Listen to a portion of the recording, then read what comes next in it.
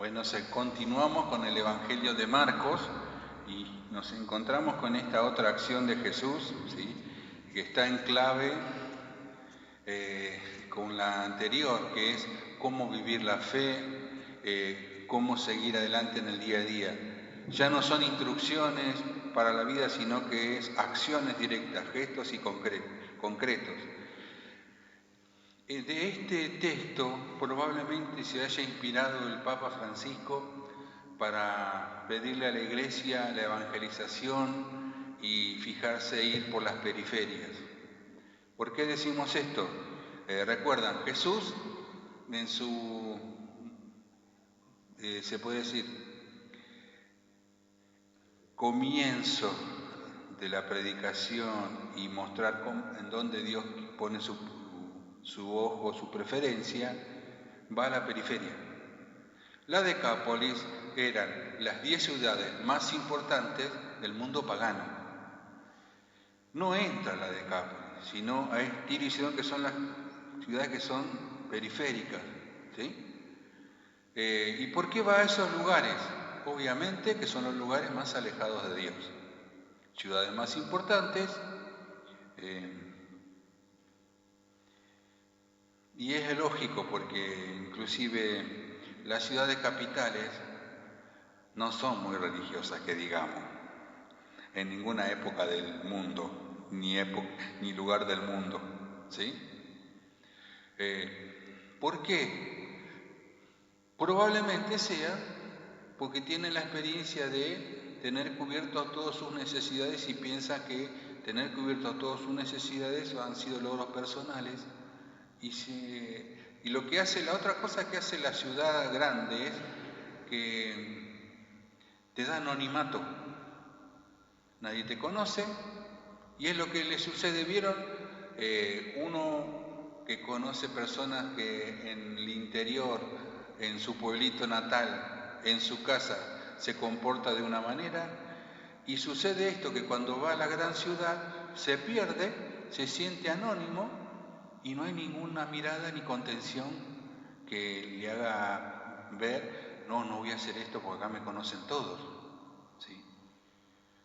Y inclusive no voy a ir a misa ni nada, porque mi mamá me tenía todo el tiempo, que me llevaba de la oreja, van todos mis tíos, toda mi familia. Fíjense, todo eso pasa dentro del corazón humano.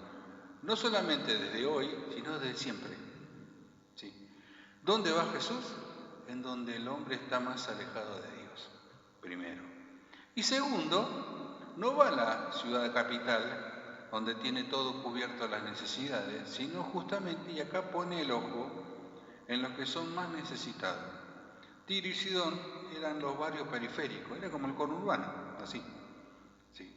Y va a ese lugar donde la necesidad es grande y el mundo real era el mundo pagano, alejado de Dios. Sí, fíjense, ahí hace este gesto, sanación es un gesto muy directo. Si no escucho, no puedo recibir nada de afuera. San Pablo va a decir que la fe entra por el oído, ¿sí? Y este gesto de este milagro tiene más relación a hacer nacer la fe que el milagro en sí. Y es lo que nos invita a nosotros a abrir y también a escuchar. Y es el otro elemento que toma Francisco cuando propone a la Iglesia volver al camino de la sinodalidad. La de caminar juntos y la de escucharnos. Y el otro gesto que es sanador es el de la segunda lectura. No tengas preferencia por el que más tiene. ¿Y por qué lo dice Santiago, no tengas preferencia por el que más tiene? Justamente por la opción que toma Jesús, que no va al que más tiene, sino al que menos tiene. Recuerda eso él. Su proceso de formación, que fue caminando junto a Jesús, lo ve al maestro yendo a los lugares y a las personas más necesitadas. Porque es el cumplimiento directo de la acción de resucitar. Recuerdo que resucitar significa, una acepción directa es levantar al desvalido, sacarlo de su situación de desvalidez, darle de vuelta el habla y la escucha, es volverlo a poner nuevamente en la dimensión de su camino social, es elevar a la persona, ¿sí?, y la promociona. Tiene nuevamente esa persona la capacidad de incorporarse y de comunicarse, tanto interior como exteriormente, con él y con los demás. Si hay algo que la fe, y acá es la conclusión, me tiene que ayudar a mí, es aprender a comunicarme de manera más fluida con Dios y con los demás. Y este es un buen elemento de discernimiento. Si la fe me separa de los demás, si la fe me hace juzgar al otro, ¿sí?, y me hace usar, ¿vieron?, el dedo veloz, ¿sí?, hay algo que no está funcionando con nuestra fe. Porque Jesús vino a hacernos parte, ¿sí?, en la acción esta del éfeta, ¿sí?, de ábrete, es abrirnos no a escuchar, sino a la gracia de Dios. Y abrirnos a la gracia de Dios es abrirnos al espíritu de la comunión. Es esa capacidad de interaccionar con la gracia de Dios y compartirla con los demás. Cuando no crezco en este espíritu de comunión, estoy perdiendo, ¿sí?, la comunicación. Ya que Jesús vino, y acá viene lo más importante, no a hacer vivir una fe individualista, sino de comunión. No vino para uno o para mí, sino para todos, ¿sí? De este lado, cuando que nos ve Él, el todos somos todos, pero del otro lado lo recibo yo solo.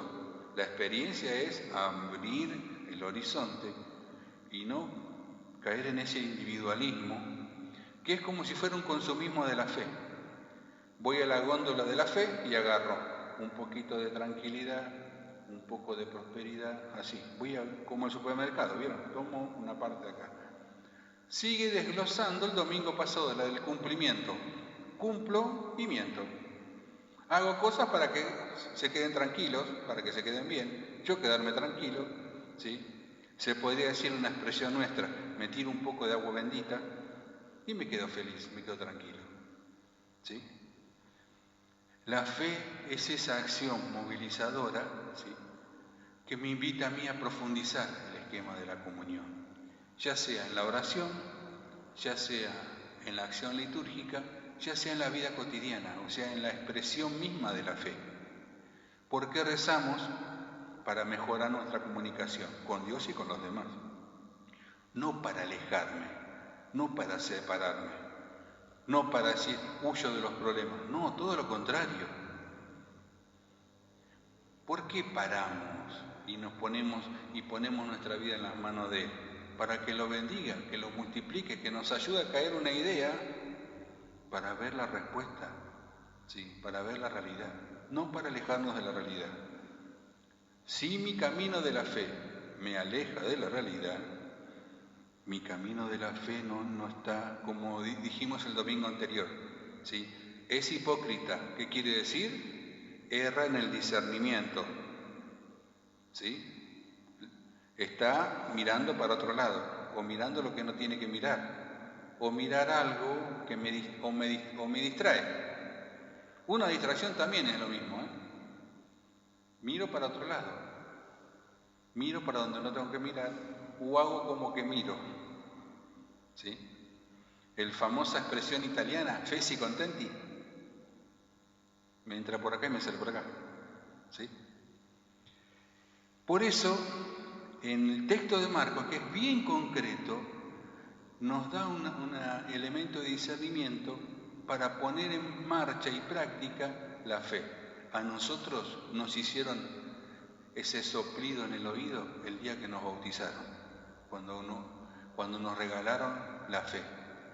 de manera concreta y real, ¿sí? Y nos lo regalaron en un ámbito comunitario. Estaría parte de nuestra familia, padre, madre, tío, abuelo o el que nos acompañaba. Y en ese marco comunitario nos invita a vivir la fe, que no es para mí, vuelvo a repetir, es para iluminar la vida en la cual vivimos, la comunidad que me invita con esta expresión de Francisco, ¿no?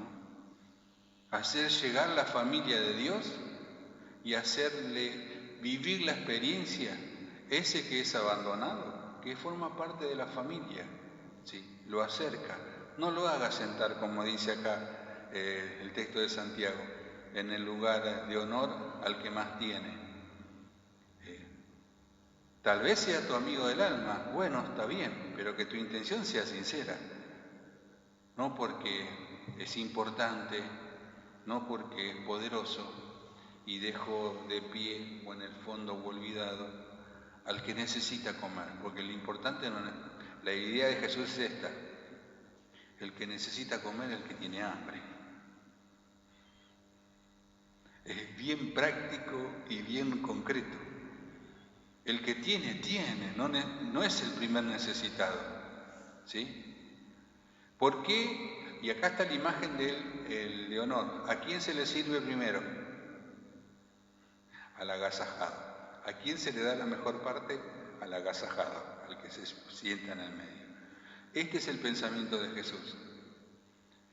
Dale de comer al que tiene la mayor necesidad, el que tiene mayor hambre de Dios, el que nunca escuchó la palabra de Dios, el que nunca recibió reconocimiento, ni siquiera fue reconocido como ser humano, porque ese que queda atrás sucede como sucede ahora, invisible, como el muchacho que recién pasó antes de la misa en Nojotas, caminando por acá, con el carrito, empujando el carrito, ¿sí? Lo miraba y se me parecía al padre Pepe Di Paola, muy parecido. Muy parecido. No sé por qué tengo que tener el ojo siempre viendo eso. A mí me da una cosa. Pero me parece que ese es el sentido que tiene el Señor. No es retarnos, sino hacer descubrir nuestra verdadera intencionalidad del corazón. ¿Sí? Porque los gestos lo dicen todo, ¿eh? Porque es cierto que siento al agasajado le doy esto. Fíjense que el pensamiento del Señor es práctico. ¿A dónde va? Por eso Francisco es la propuesta que nos hace la Iglesia, no ir a la periferia. ¿Por qué significa eso? Al más olvidado, al más necesitado, es el que necesita más. El otro puede tirar un poco más, ¿sí? Tiene muchos medios, ese no tiene ninguno. Que el Señor nos ayude a redescubrirnos y a redescubrir ese corazón en función que la vida no está disociada, la fe y la vida no van disociadas. Ya nos decía Pablo VI hace muchos años atrás, de ese divorcio de fe y vida. Y nos invita a que esa comunión se haga cada vez más estrecha.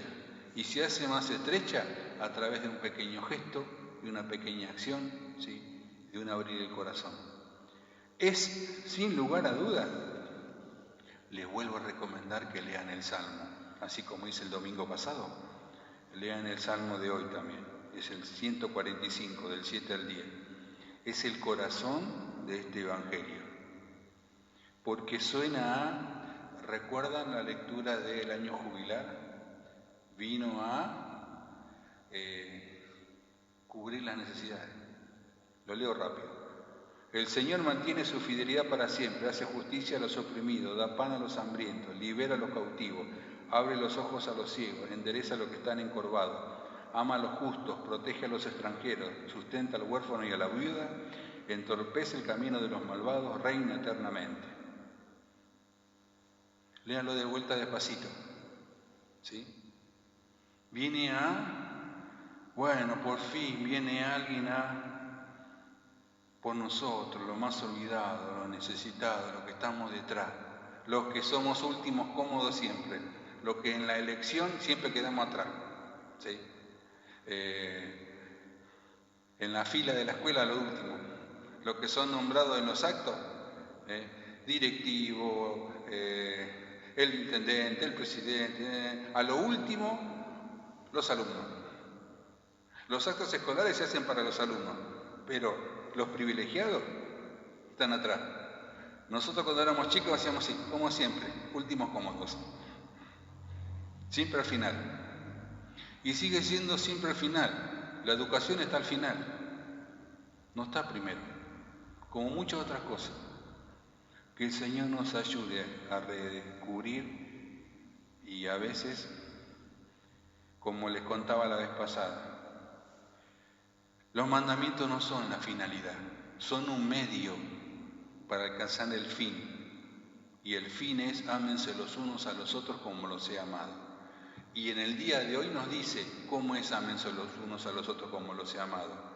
El reconocer al más necesitado como mi prójimo, como no el privilegiado, sino en el sentido de Jesús, el que necesita más, el más sufriente, el que más le duele. ¿Sí? Y descubrir esto es descubrir el Evangelio.